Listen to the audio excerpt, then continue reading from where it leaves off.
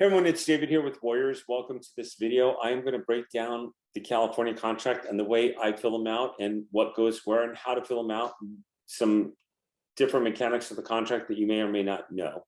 Do me a favor, before I do that, if you have not subscribed to my channel, I don't know what you're waiting for, click the subscription link down below, click the notification link. I would love for you to be one of my lucky winners.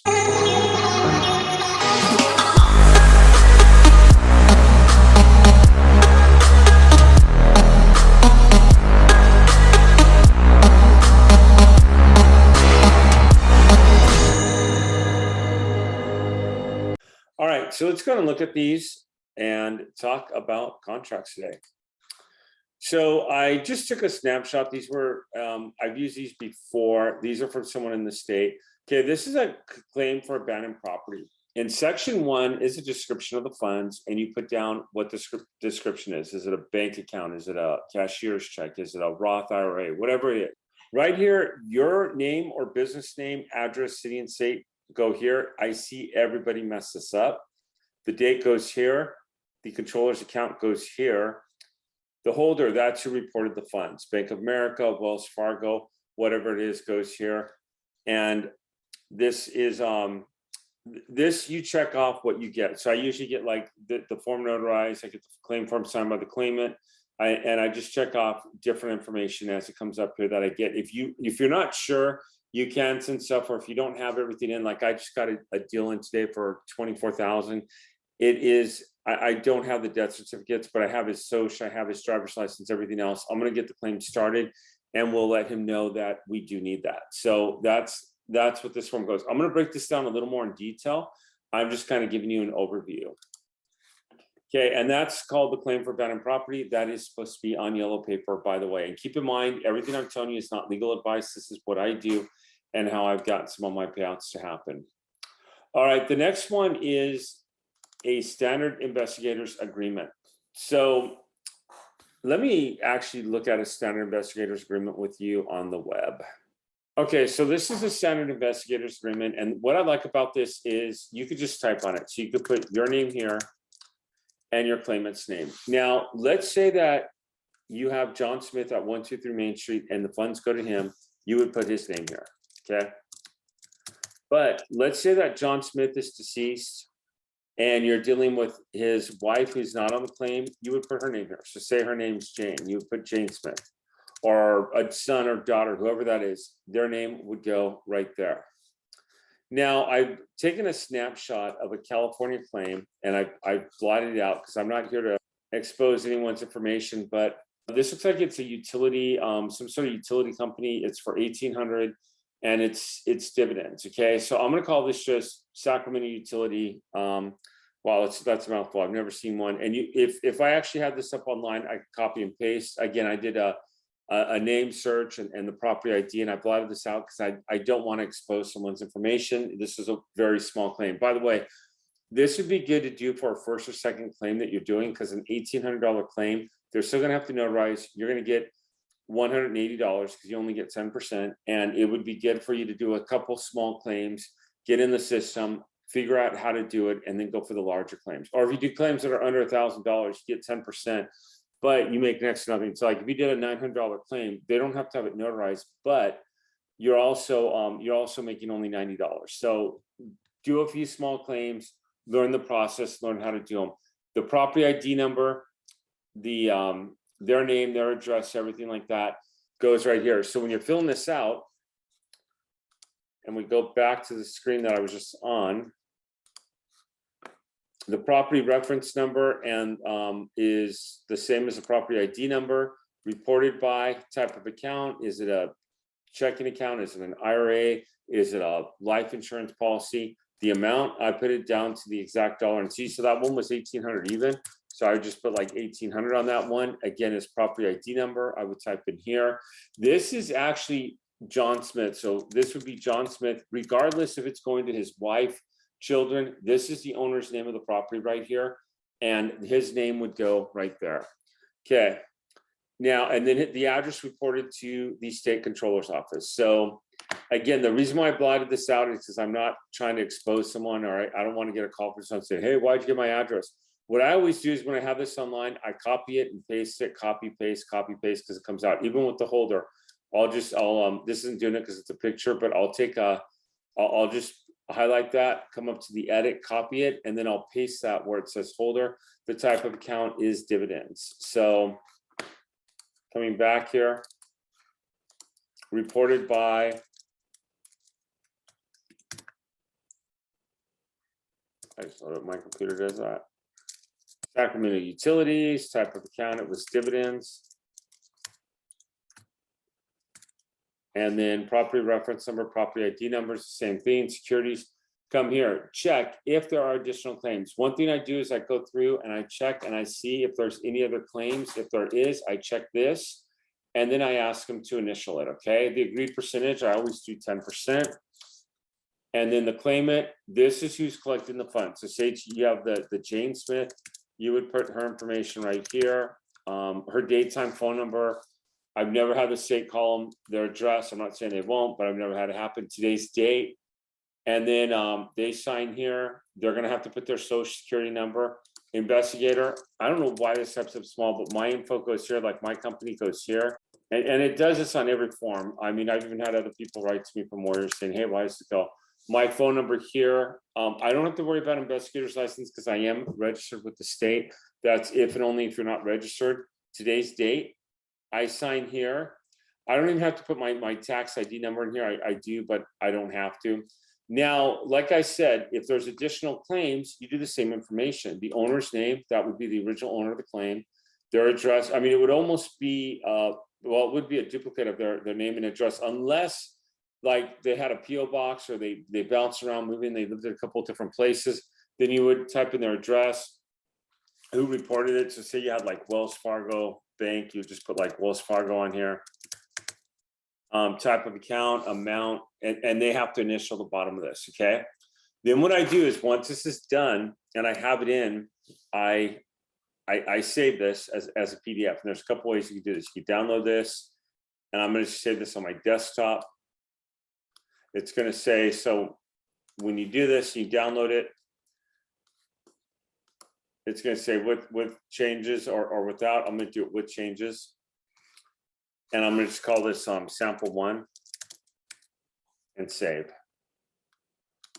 Okay, that'll save right on my desktop. And then this one, the same thing. Now this I can't type over, but I can put my information here. So your name and your full address is going to go right here. So your name, address, city, state, and zip code. Not their name, but your name. Okay, it goes right here. If it has to be notarized, this form has to be signed. Any other information that they can give, birth, death certificate, marriage certificates, check off anything that they have that's on here. If they don't have it, they have to get it, but you want to get it going. This should be completed by the claimant. I still put their information in here. So say I'm dealing with Jane Smith. She's the claimant. I'll put Jane Smith here. Put Jane, her middle name, her last name, Smith. Her street address that she wants the funds to go to, so it just goes right here. So 123 Main Street, whatever street address you have for them. City, state, zip code, phone number. If there's a second person on here that goes here, then that goes there. Current mailing address to be completed by all agents, personal representative, investigators. That is you. Okay, so I just put JD Vista here. My phone number, the street address for JD Vista, and the zip code, all the information. Claimant signs here, you sign right here. This does have to be notarized if it's over $1,000, okay? And I go ahead and I save this with changes, and I call this sample 2. Okay. Now, what I do is I come up here, and I could go ahead and type anything I want in here with this box here. So again, what I do is I click this, which is a pin, and I come to the text box. So on the date that I'm actually filming this, it is July 2nd of 2022. I put 7/2 of 2022. Once I click away, it's entered, and I could drag that right to today's date. Okay, controller number, I showed you this one lead. So let's say the controller number is 1, 2, 3, 4, 5. I would just put 1, 2, 3, 4, 5, click away. I would drag that right up here. Now you can write this in. I like to type it. I like it to look really super nice. And holder, let's say you go Sacramento utilities. And again, I just copy and paste it right in here, like I was showing you earlier. Okay, click it away. I drag it right here. Okay. Then description of funds. I think these were utilities. So I would just put dividends. That's right, they were dividends. So he probably had something to do with the company, or he had ownership or something like that. Okay, click away. Put that up there. And that's actually looks a lot nicer than my writing, because I don't write super neat. And that looks really good. Now, what I also do is coming on the form where I need them to sign, and you have to adjust your writing for this. There's a couple things you could do. You could come up to the text, and you could do like an asterisk, and then you could come in here and you could change the font of it. So you can make it like you see how that's growing, and you can even change the color. Like if you want to go red on here, and you could put this everywhere they need to sign, you just put this. So I need them to sign right there. And then I need the notary to sign below, which I could put one there. I could leave that blank and make sure they know that. At this point, I'm communicating with the notary, so the notary has this and knows that. Same thing with my previous form. So let me get up here and show this to you. So everywhere they need to sign, I could just now come up and I could go to that text that I just had, and I could just put an asterisk in there. And then I could just, so I want them to sign here. What I do is I put it out here. Why? Because I always get forms back that they'll forget to initial it, or they'll forget to do that. So that when I'm talking to them on the phone and I'm verifying them that they've received this, I'll say, okay, great. Do you see the places you need to sign on the first page? I need you to initial where it says additional claims. I need you to initial where it says agreed percentage. And I need you to sign the bottom of it with your social security number and tax identification number. Now, if they won't give you the SOC, what you can do is ask them if they can work without it, and then go ahead and just let them know they'll have to get that to the state at one point or another. And I do have claims in like that. I'm not always excited about that because, you know, people are very protective. By the way, I personally would not give out my social security number. So I 100% get it when people won't do that. And the reason why is because there's so much fraud. You got people applying for credit cards in people's names. So you can do that. Now, the problem is like, then you go to the next form a couple of days later, and you're going to put in the date. Like you go back to the claim of abandoned property, put in the date, and you go like this. Yeah, the big red text. So what I could do is I could go like 7/22/2022. And then what I could do is just come up here, make that black, and then just go back down to the font that I want to use, which is usually like around 14 to 16 is usually fine. I mean, that's perfectly good enough to drag around and put in places that you want to put in. So that works really good. A lot of people, or you can just write it in and put like actual asterisks in. Again, I like to do this. This is how I fill out my two main forms with the state, with the information that I get to them. I do go ahead, and I'm giving you a lot of golden nuggets here. I do go ahead and I send out a notary.